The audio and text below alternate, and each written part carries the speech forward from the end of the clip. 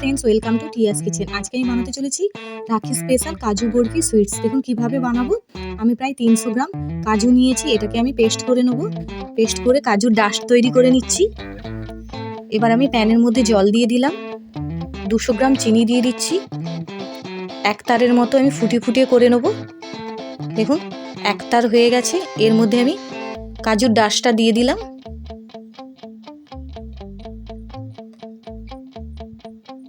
দেখুন খুব সুন্দরভাবে আমি নাড়তে থাকবো। এর মধ্যে আমি 10 টাকার গুঁড়ো দুধের প্যাকেট দিয়ে দিচ্ছি, এলাচ গুঁড়ো দিয়ে দিলাম। নাড়তে নাড়তে আমি এর মধ্যে পরিমাণ মতো ঘি দিয়ে দিলাম। এবার দেখুন খুব সুন্দর মতো একটা বলের মতো তৈরি হয়ে গেছে। এটাকে আমি নামিয়ে নেবো। এবার নামিয়ে হাত দিয়ে চেপে চেপে এইভাবে গোল করে নিয়েছি।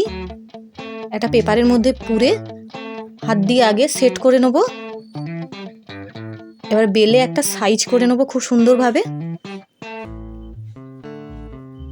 দেখুন খুব সুন্দরভাবে 4 কোণা আমি করে নিয়েছি। এবার পেপারটাকে খুলে নেব।